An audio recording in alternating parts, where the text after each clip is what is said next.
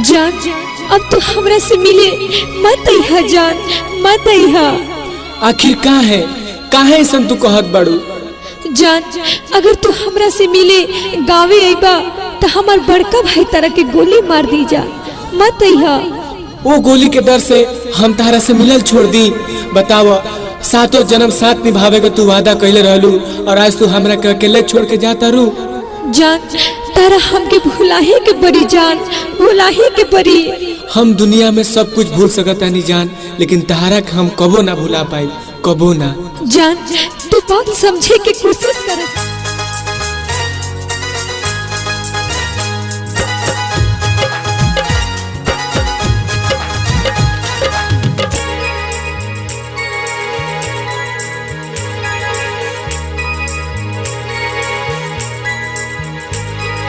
तोहरो के केहू ठुकराई हो, वही दिन याद हमारा आई हो।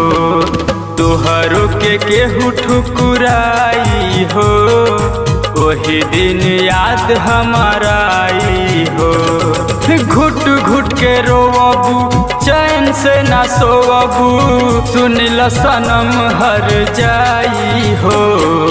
तोहरो के केहू ठुकराई हो, वही दिन याद हमारा आई हो।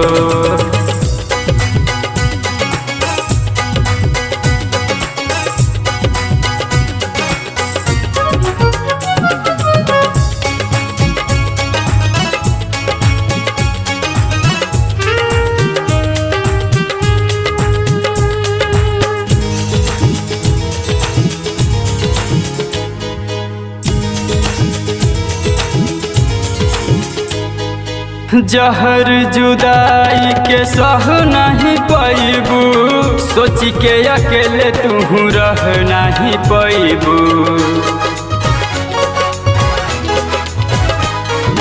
जहर जुदाई के सह नहीं पैबू, सोच के अकेले तू रह नहीं पैबू। मिले नहीं दिल के दवाई हो, वही दिन याद हमारा आई हो। तोहरो के केहू ठुकराई हो, वही दिन याद हमारा आई हो। उनका साथे मजबूरी रहे, उनका साथे मजबूरी रहे, फासला बहुत बहुत दूरी रहे। हमके तो लागत रहे कि ऊ बेवफा बाड़ी, हाँ हमके तो लागत रहे कि ऊ बेवफा बाड़ी, लेकिन ना, हमार तकदीर के लकीर ही अधूरी रहे।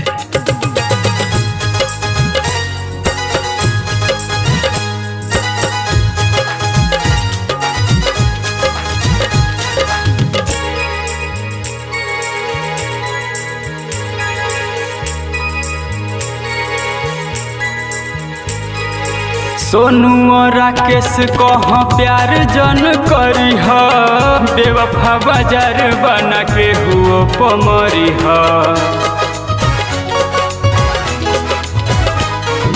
सोनू और राकेश कहाँ प्यार जन करी ह, बेवफा बाजार बना के हुओ पमरी ह। जब मुन्ना तोह के रोवाई हो, वही दिन याद हमारा आई हो। तोहरो के केहू ठुकराई हो, वही दिन याद हमारा आई हो। घुट घुट के रोवबू, चैन से ना सोवबू, सुनिल सनम हर जाई हो। तोहरो के केहू ठुकराई हो, वही दिन याद हमारा आई हो।